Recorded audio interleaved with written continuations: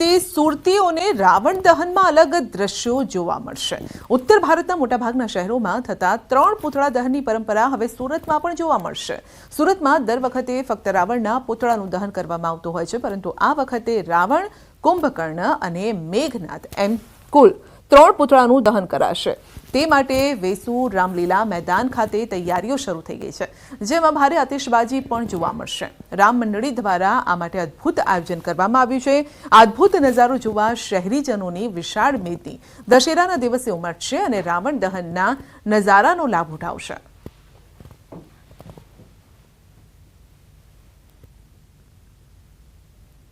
इस बार हमारा 70 फुट का रावण का है और 65 और 55 फुट का जो है कुंभकर्ण और मेघनाद का पुतला बनेगा। और इसमें सूरत के चाहे वो राजनेता हो, पुलिस कमिश्नर हो, एसएमसी के कमिश्नर हो, जो भी गणमान्य व्यक्ति हैं, चाहे प्रशासन से हो, राजनीतिक हो, धार्मिक संस्थाएं हैं, सभी लोगों का यहाँ योगदान रहता है। इस बार हमारा 70 फुट का रावण का है। और નવરાત્રીના તહેવારોને લઈને ફૂડ એન્ડ ડ્રગ્સ વિભાગ પણ એક્શન મોડમાં છે। બનાસકાંઠાના ધાનેરા ડીસાની ઓઇલ મિલમાંથી 6.55 લાખનો 3639 લીટર શંકાસ્પદ ખાદ્ય તેલનો જથ્થો જપ્ત કર્યો છે। ધાનેરાના વાલીર ગામમાં લક્ષ્મી ઓઇલ ઇન્ડસ્ટ્રીઝમાંથી સેમ્પલ લઈ 2,85,440 રૂપિયાનો 1,586 લીટર શંકાસ્પદ ઓઇલનો જથ્થો જપ્ત કર્યો છે। બીજી તરફ ધાનેરાના કરાધણી ગામની અર્બુદા ઓઇલ ઇન્ડસ્ટ્રીઝમાંથી રાયડાના તેલના સેમ્પલ લઈ 1,590 લીટરનો 2 લાખનો મુદ્દામાલ જપ્ત કર્યો છે। ધાનેરા ઉપરાંત ડીસા જીઆઈડીસીમાંથી બજરંગ માર્કેટિંગ પેઢીના માલિક દ્વારા ડબ્બામાં રાઈસ બ્રાન્ડ ઓઇલ ભરી અને રાયડાનું તેલ દર્શાવી વેચાણ કરાતું હતું। ફૂડ વિભાગે શંકાસ્પદ તેલનો તમામ જથ્થો સીલ કર્યો છે।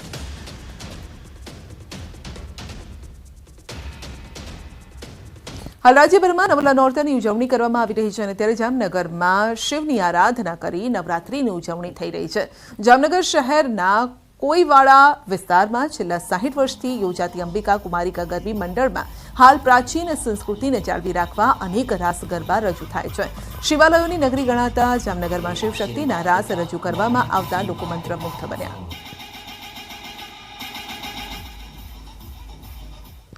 કોઈવાડા વિસ્તારમાં યોજાતી જે અંબિકા ગરબી મંડળ છે, ત્યાં વિવિધ રાસ ગરબાઓ રજૂ થાય છે। જે પ્રકારના દ્રશ્ય જોઈ રહ્યા છો, અહીં જે વિશાળ સ્ટેજ ઉપર દેવી દેવતાઓના અલગ અલગ રાસ રજૂ કરવામાં આવે છે। શું કહેશો, કેટલા વર્ષથી આ ગરબી યોજાય છે ને આની વિશેષતા શું? છેલ્લા 60 વર્ષથી આ ગરબી ઉજવાય છે અને અત્યારે ડીજે નો જમાનો છે, પણ અમારી ગરબી 60 વર્ષથી આ ક્લાસિકલ પર આધારિત છે। તો જામનગરમાં શિવ આરાધનાનો એક અમારો રાસ છે। આ મહાકાળીમાનો રાસ તમે જોઈ રહ્યા છો, હનુમાન ચાલીસા પણ છે અને ચંદ્રયાન 3 દેશભક્તિ પર આધારિત આ અલગ અલગ થેરી ઉપર અમે લોકો રાસ રજૂ કરીએ છીએ। મંત્રમુગ્ધ થતા જોવા મળે છે અને નિહાળવા માટે મોડે સુધી અહીં બેઠા પણ જોવા મળી રહ્યા છે। કિંજલ કાટકરિયા, યુનાઇટેડ ગુજરાતી, જામનગર। ગાંધીનગરમાં ભારતીય કિસાન સંઘ દ્વારા ખેતીના વિવિધ પ્રશ્નોને લઈ સરકારમાં રજૂઆત કરી છે। કૃષિ મંત્રી રાઘવજી પટેલ અને ઉર્જા મંત્રી કનુભાઈને કરી છે રજૂઆત। વરસાદના કારણે પાક નિષ્ફળ જતા સહાય, ખાતરની તંગીને લઈ રજૂઆત કરાઈ। આ તરફ સરકારે પણ સહાય અને ખાતરની તંગીને લઈ આશ્વાસન આપ્યું। અત્યારે જે પાક નિષ્ફળ ગયો છે એની સામે રવિ પાક પણ અત્યારે તૈયારી થઈ રહી છે, એટલે ખાતરનો જે બમ્પર સ્ટોક જોઈએ એના માટે અમે ભારતીય કિસાન સંઘ ગુજરાત પ્રાંત વતી સમગ્ર ગુજરાતને ખાતર પૂરું પડી રહે એના માટે રજૂઆત કરવામાં આવી છે। બોટાદની ખાનગી યુનિટી હેલ્થકેર હોસ્પિટલમાં દર્દીનું સારવારના અભાવે મોત થયાનો આક્ષેપ છે। ઇમરજન્સી સારવાર માટે કોઈ ડોક્ટર હાજર ન હોવાથી દર્દીનું મોત થયું હોવાનું મૃતક દર્દીના પરિવારે કહ્યું છે। આ મામલે હવે યુનિટી હેલ્થકેર હોસ્પિટલના ડોક્ટર મીતનું પણ નિવેદન સામે આવ્યું। ડોક્ટર મીતે કહ્યું છે કે 24 કલાક અમારી હોસ્પિટલમાં ડોક્ટર હાજર રહે છે। ગત રાત્રિ દરમિયાન પણ દર્દી હંસાબેન ને મેડિકલ ઓફિસર તેમજ વેલ ટ્રેન સ્ટાફની હાજરીમાં સારવાર અપાઈ છે। વધુમાં કહ્યું કે દર્દીને પૂરતી સારવાર આપવામાં આવી હતી। દર્દીનું સારવારના અભાવે નહીં પરંતુ સારવાર દરમિયાન મોત થયાનું જણાવ્યું છે। 50 વર્ષીય દર્દીને લકવાની અસર હોવાથી હોસ્પિટલ લવાયા હતા। તકલીફમાં સહેજ હાથે અને પગે સહેજ આમ ઝટકા આવતા હતા। રાત્રે પક્ષઘાત જેવું હતું, એટલે પછી અહીંયા આવ્યા એટલે સાહેબ કે આને એમઆરઆઈ કરાવવો પડે, એટલે એમઆરઆઈમાં મોકલ્યા। સાહેબ તો અહીંયા હતા જ નહીં, સાહેબરે ફોનમાં જ વાત થઈ. એ સાહેબ 1.5 થી 1.5 કલાક થઈ તો પણ અહીં હાજર નથી થયા કોઈ પણ સાહેબ. સારવારનો પૂરેપૂરો અભાવ છે 100% તાત્કાલિક રૂપે એમઆરઆઈ કરવો જરૂરી હોવાથી પેશન્ટને એમઆરઆઈમાં મોકલેલું અને એમઆરઆઈમાં પેશન્ટની કન્ડિશન વધારે બગડતા ઇમરજન્સીમાં પેશન્ટને પાછું લાવેલું અને આપણે પૂરેપૂરી સારવાર કરેલી અને પેશન્ટ સારવારના અભાવ રૂપે નહીં, સારવાર ચાલુ હોવા છતાં પણ પેશન્ટનું મૃત્યુ થયેલું. કુદરતી સૌંદર્યની ભૂમિ ગણાતા ડાંગના આહવામાં પ્લાસ્ટિકના ઢગ સાથે ગંદકીના દ્રશ્યો સામે આવ્યા છે. આહવા નગરનો બધો કચરો આહવા ગ્રામ પંચાયત સફાઈ કરીને આહવામાં જ ઠાલવી રહી છે, જેના કારણે અહીં ગંદકીના થર જામ્યા છે. મહત્વનું છે કે સ્વચ્છતા દિનની ઉજવણીના દિવસે વહીવટીતંત્ર દ્વારા આહવા ગ્રામ પંચાયતને સ્વચ્છતાના નામે બીજો ક્રમ અપાયો હતો, પરંતુ હવે આહવા ગ્રામ પંચાયત દ્વારા આહવા નગરનો બધો કચરો સફાઈ કરીને આહવાના રહેણાંક વિસ્તારમાં ઠાલવવામાં આવી રહ્યો છે, જેના કારણે આહવામાં ગંદકીનું સામ્રાજ્ય છવાયું છે. વહીવટીતંત્ર કચરાનો નિકાલ કરે તે જરૂરી છે.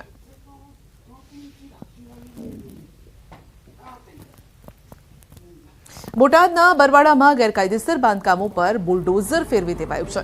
બગોદરા ભાવનગર હાઈવે પર એક સાથે 130 જેટલા પાકા અને કાચા મકાનો અન્ય બાંધકામનું ડિમોલિશન કરાયું. ગેરકાયદેસર મકાનો ખડકી દેનાર મિલકત ધારકોને અગાઉ નોટિસ આપવામાં આવી હતી અને જેને લઈને દબાણકર્તાઓએ સ્વૈચ્છિક રીતે જ પોતાનો માલ સામાન ખસેડી દીધો. ત્યારે મામલતદાર ચીફ ઓફિસરની હાજરીમાં ચુસ્ત પોલીસ બંદોબસ્ત વચ્ચે ડિમોલિશનની કામગીરી કરવામાં આવી. 2.5 કિલોમીટરની સરકારી જમીન પર છેલ્લા 30 વર્ષથી વધુ સમયથી ગેરકાયદેસર મકાનો ખડકી દેવાયા. 20,000 સ્ક્વેર કિલોમીટરની જગ્યા પર કરવામાં આવેલા દબાણને 3 જેસીબીની મદદથી હટાવવામાં આવ્યા. મોટાભાગના દબાણ શાંતિપૂર્ણ માહોલમાં હટાવવાની કામગીરી થતા મામલતદારે સહકાર બદલ લોકોનો આભાર માન્યો. 6 વર્ષથી ચાલતા અલગ અલગ લિટિગેશનો પછી પણ એમને કોઈ પણ પ્રકારની જ્યુડિશિયલ રાહત કે એવું મળેલું નથી અને અત્યારે હાલ હાઈવે પર રોડ ડેવલપમેન્ટ અને સાથે સાથે નગરપાલિકા દ્વારા રિહેબિલિટેશનના પ્રોજેક્ટો આગળ કાર્યરત છે.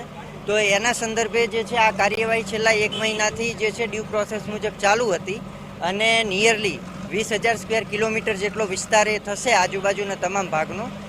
એનું અત્યારે એન્ક્રોચમેન્ટ રિમૂવલનું કામ ચાલુ છે. અમદાવાદના અમરાઈવાડીમાં 6 કલાક ધમાલ મચાવ્યા બાદ આખરે મહિલાએ ઘર ખાલી કરી આપ્યું. ગુજરાત હાઉસિંગ બોર્ડના જર્જરિત થયેલા 19 બ્લોકના 453 મકાનનું ડિમોલિશન કરવામાં આવ્યું. એએમસીએ એસ્ટેટ વિભાગના અધિકારીઓ અને પોલીસ સાથે સવારથી કામગીરી શરૂ કરી હતી અને ત્યારે એક મહિલાએ જ્વલનશીલ પ્રવાહી છાંટી આત્મહત્યાની ચીમકી આપી ધમાલ મચાવી. ત્યાં હાજર કર્મચારીઓને પણ અભદ્ર શબ્દો કહ્યા હતા. તો બાદમાં પોલીસની મદદ લેવાઈ હતી અને આખરે મહિલાએ 6 કલાક બાદ ઘર ખાલી કરી આપ્યું છે.